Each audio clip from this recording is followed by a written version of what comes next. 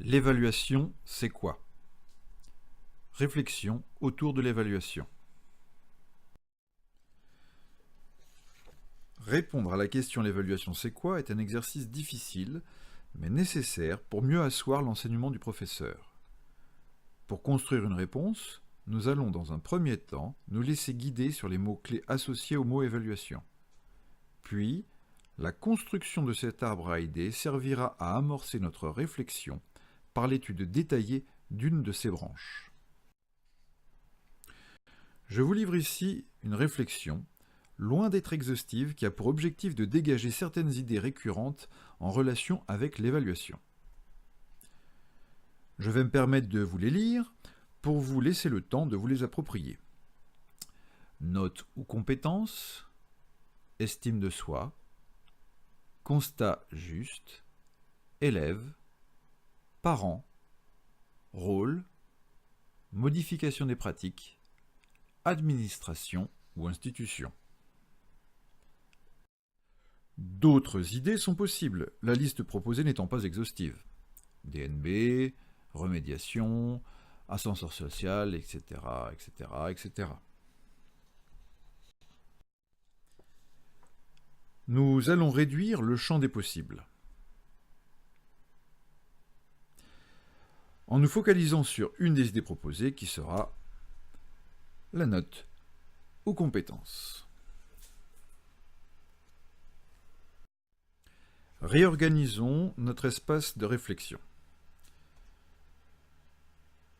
Dans cette configuration, nous allons dans un premier temps nous intéresser à faire émerger des idées sur la note. Mon propos va être fortement émaillé de citations issues d'un texte rédigé par Pierre Merle, dont les références sont inscrites en bas de l'écran. Vous retrouverez ces références à la fin de la vidéo.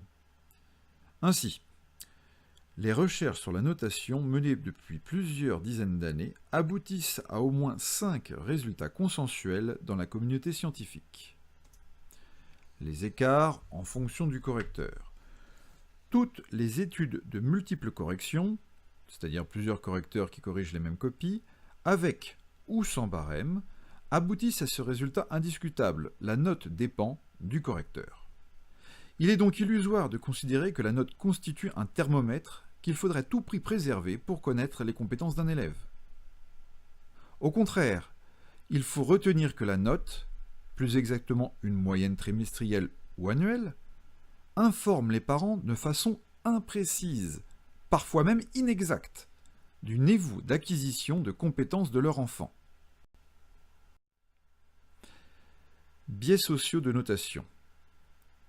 Cette expression compliquée renvoie à l'existence d'erreurs systématiques de notation des professeurs liées, lorsqu'elles sont connues, aux informations extrascolaires relatives aux élèves.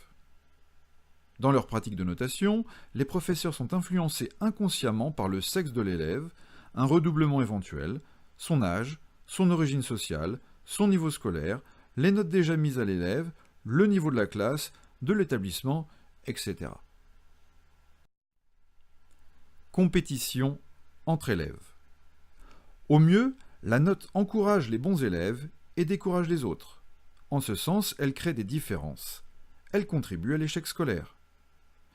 L'essentiel n'est plus d'apprendre, comprendre, se passionner, mais d'être parmi les premiers. Classement. Les classements réalisés par les notes sont intrinsèquement imprécis, voire d'ailleurs les écarts entre correcteurs et les biais sociaux. Ensuite, le souhait de connaître son niveau ou son classement est surtout présent chez les meilleurs élèves, ceux qui sont engagés avec succès dans la compétition scolaire. Cette obsession du classement exerce un effet négatif sur la qualité de vie scolaire des élèves. Motive à faire le travail demandé. Les professeurs sont souvent confrontés à cette question classique des élèves. Ce travail sera-t-il noté? Et en l'absence de notes, le travail fourni est souvent réduit, voire inexistant. Inversement, dans les systèmes éducatifs où les notes sont rares, les élèves apprennent davantage pour d'autres motifs. Intérêt, curiosité, passion. En d'autres termes, les moteurs de l'apprentissage sont l'intérêt, un projet professionnel, les conseils des autres, etc. et non la note.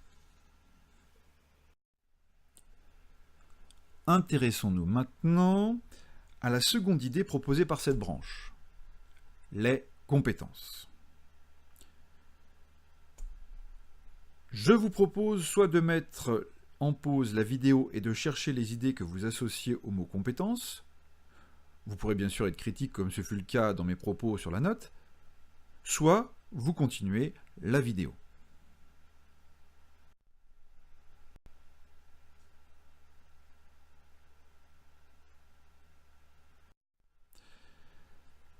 Réorganisons à nouveau notre espace de travail. Je vous propose, dans le cas d'une convergence, de ne retenir que 2 idées. Les écarts en fonction du correcteur ne s'effacent pas que l'on évalue par compétence ou avec une note, car c'est le processus d'attribution d'une valeur ou d'un jugement qui sont assujettis au correcteur. De même, les biais sociaux ne sont pas gommés par une évaluation par compétence par rapport à une évaluation notée, puisqu'ils trouvent leur racine en dehors d'un jugement purement centré sur les résultats de l'évaluation en cours. En partant du postulat que l'une et l'autre méthode, note ou compétence, ne permettent pas plus d'être justes que de classer de manière précise, peut nous permettre de nous poser les questions suivantes. Quel est l'intérêt de l'évaluation ? Et à quoi sert-elle ?